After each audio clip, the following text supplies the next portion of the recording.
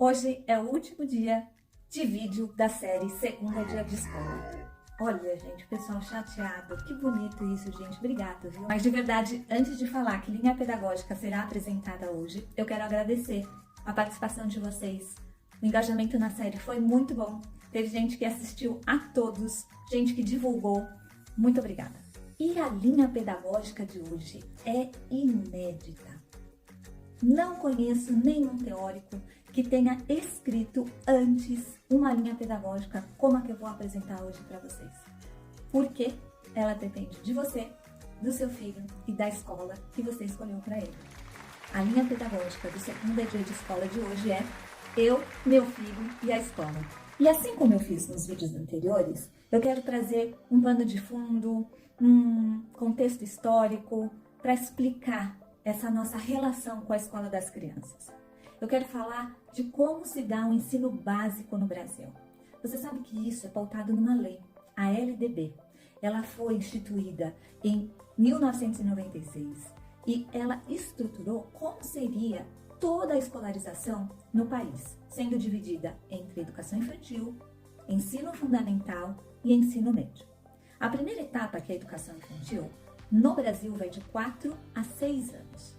O fundamental começa aos 6 e vai aproximadamente até os 14, 15 anos, e o ensino médio vai ali dos 15 aos 17 anos, encerrando a escolarização, prestes ao ingresso na universidade. A educação no Brasil sempre esteve associada à questão de políticas públicas, à política, e também esteve muito associada a questões religiosas. Como eram os primeiros colégios? Quem eram as pessoas que trabalhavam nesses colégios? E o quanto isso mudou? O quanto dessa história, escola, política e religião, alterou-se nos dias de hoje? Não estou defendendo nenhum ponto, estou te convidando a pensar sobre isso, porque esse é um contexto fundamental para a compreensão de educação em nosso país. Para além dessas informações, contexto histórico e início de processo reflexivo, eu quero abordar 3 frentes que são uma realidade também na educação hoje em dia. O abandono, evasão escolar, a questão da estrutura que as escolas têm no Brasil hoje e os profissionais da educação. A taxa de evasão, de abandono de estudantes com a escola no Brasil é alta.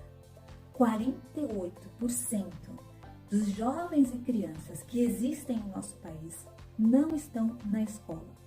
Ou seja, quase a metade das crianças jovens que temos no país não frequentam a escola. E os dados de pesquisa nos mostram que isso acontece principalmente por uma situação de renda. A maioria de jovens e crianças não pode estar na escola. Não é uma escolha para elas estar na escola do que trabalhar. É necessário que elas trabalhem, é necessário que elas tragam dinheiro para casa. E a escola concorre com essa situação de renda. O outro ponto são situações de violência. E esse termo violência aqui, nas pesquisas, é muito abrangente. E nós temos ainda uma pequena faixa dessa população que não está na escola, que diz não ter identificação com o que acontece na escola em relação à sua vida, mercado de trabalho e formação educacional. Outra situação são as estruturas físicas dessas escolas. Muitas não têm um espaço adequado para atender os alunos. É uma questão de verba, política pública, é uma situação muito delicada em nosso país. Mas existe uma situação que é a sociedade e a validação desse espaço escola como instituição fundamental e importante para a vida das crianças. Então são escolas que não têm biblioteca, que não têm sala de artes, que a quadra para esporte está totalmente deteriorada. E isso nos revela como a nossa sociedade entende a importância da leitura. Como a nossa sociedade observa o esporte e a atividade física como importante no desenvolvimento das crianças. E a questão da arte, acho que eu não vou nem citar, porque a maioria das pessoas entende que o ensino de artes na escola é absolutamente descartável. E tratando do profissional da escola, professores, coordenadores, inspetores, supervisores de ensino, secretaria escolar. Vocês não imaginam a estrutura exigida para que a escola esteja aberta e funcione no Brasil. Todos esses profissionais são assim admiráveis, porque é uma batalha diária deixar uma escola aberta e promover para a população uma situação educacional de qualidade. A capacitação desses profissionais exige muito autodidatismo, exige muito que ele queira, que ele pesquise, que ele vá atrás. Nas prefeituras e no ensino estadual existem políticas muito sérias, programas muito sérios de capacitação, mas isso não tira a demanda do profissional em dedicar-se a isso. Então, é muito importante a gente pensar como a gente valoriza o professor que está com o nosso filho. Como a gente entende que ele tem buscado capacitação, que ele tem uma história, uma trajetória de dedicação para estar ali executando a tarefa que ele tem se proposto a fazer. Esse é um ponto que no nosso país é bem complicado. E muitas pessoas colocam isso para a estrutura política, dizendo que não se valoriza o professor. Mas muitas vezes a não valorização está ali no momento em que a gente questiona o trabalho do professor, mostra para os nossos filhos alguma situação de desrespeito com esse professor, em uma fala que às vezes é um pouco afetada, desrespeitosa. Então, essa é uma posição que eu, que estive em sala de aula em diversos papéis, gostaria muito que você refletisse.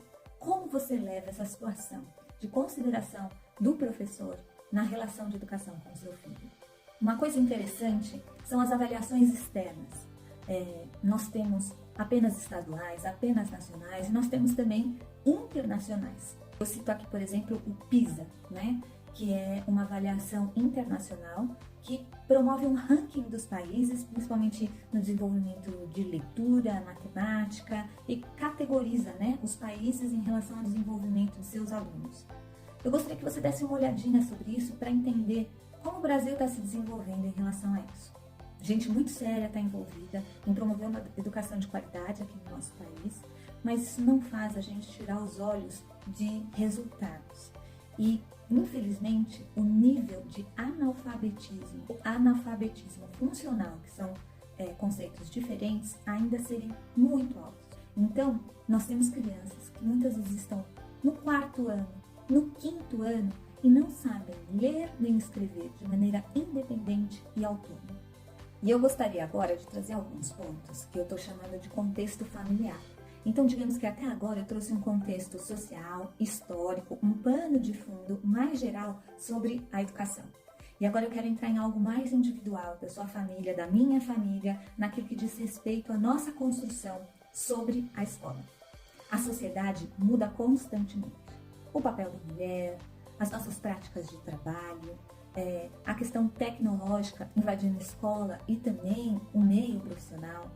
Mas eu quero que você pense, pare e reflita no que é educação para você. Será que você pensa que educação é escola? Eu não vou tratar nesse vídeo exatamente da diferença entre educação e escolarização, mas eu quero que você saiba que são conceitos diferentes. E daí, para a gente fazer esse exercício, eu quero deixar algumas perguntas aqui para que você reflita sobre escolarização e educação. Você lê para o seu filho? Você já observou se na escola dele ou se existe alguma biblioteca no seu bairro onde você pode fazer um empréstimo de livros? Você joga com seus filhos? Jogos de tabuleiro, jogos envolvendo números, promove rodadas de jogos de mesa, desenvolve essa habilidade com ele, tanto emocional do jogar, quanto do conteúdo que envolve o jogo? Você leva seu filho em exposições de artes, a pontos turísticos e conta para ele o que aquele ponto turístico quer dizer? Você mostra para o seu filho alguma situação do noticiário e explica para ele o que aquele contexto está querendo dizer, seja em nível nacional ou em nível mundial? Essas perguntas nos fazem entender um pouquinho da diferença entre escolarização e educação. Uma coisa está interligada à outra, mas existem pessoas, funções, processos e papéis que às vezes se diferem. E a pergunta que não quer calar é: qual é a escola ideal para o meu filho?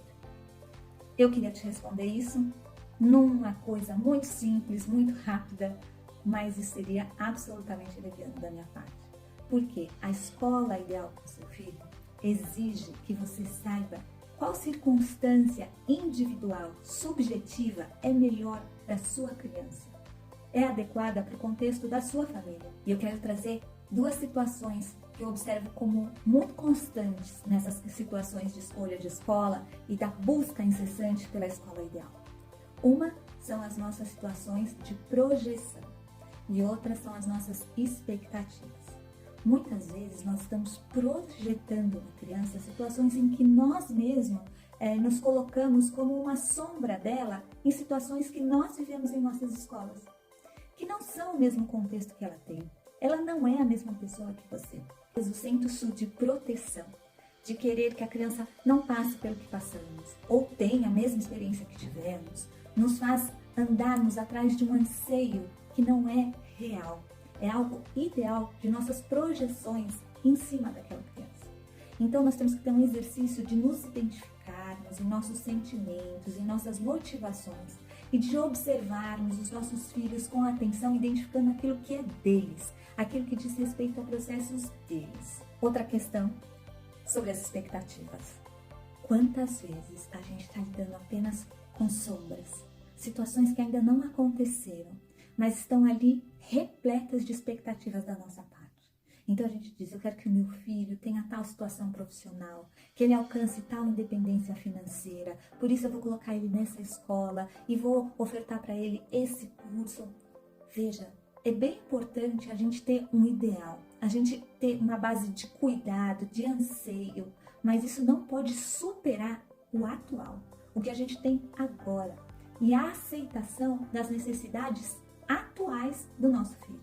Essa situação com as expectativas nos faz sempre ficar olhando para o outro, para a escola, para o programa, para o material, e sempre uma situação projetada, não exatamente uma situação vivida. A gente está sempre olhando ali algo que não aconteceu, algo que é do campo da idealização. E indo para a finalização do vídeo, eu quero trazer algumas problematizações que vêm se apontando como questões do futuro. A principal delas é a inteligência artificial. A gente não sabe ao certo como essas coisas vão se desenvolver no campo da educação, nem no mercado de trabalho. Mas existe muita especulação e também já existe um tanto de pesquisa dizendo que muitas das profissões que existem atualmente serão assumidas por robôs ou por uma inteligência artificial que vai dar lugar ao humano. Como que fica a questão da educação nesse sentido? Como que fica a questão da escolarização nesse sentido? A situação do vestibular, das faculdades, da graduação, tem dado lugar a uma situação de autonomia, independência e intelectual, de um aprendizado por meio de tecnologia e internet. Você, assim como eu, deve conhecer alguém que faz muito dinheiro, que é bem-sucedido financeiramente, mas não concluiu a escolaridade, não realizou nenhuma faculdade para isso. E talvez você conheça pessoas que dizem, eu estudei tanto, eu tenho pós, eu tenho mestrado, eu tenho doutorado e não encontro reconhecimento diante de tanto estudo. Eu não estou dizendo que essa formação não tem o seu valor. E também não estou dizendo que não podemos aprender por meio da tecnologia. Eu só quero convidar você a entender que tem um futuro se delineando que vai mexer com as estruturas escolares e com a compreensão que nós temos de educação. É importante que você entenda isso para atualizar muitas vezes o seu pensamento do que é escola e do que é educação. Talvez esse vídeo se encerre com uma sensação de nossa, o que a Aline quis dizer com tudo isso? Mas eu tenho certeza que se você parar alguns minutos para pensar sobre um ponto ou outro que eu trouxe aqui, se você levar uma situação de diálogo, de discussão, de debate com seu parceiro, com sua parceira, você pode ter boas considerações a respeito da educação que vocês querem e podem dar aos filhos de vocês. Muito obrigado por ter acompanhado a série, por ter comentado, por ter compartilhado e aguardem que vem mais séries por aí.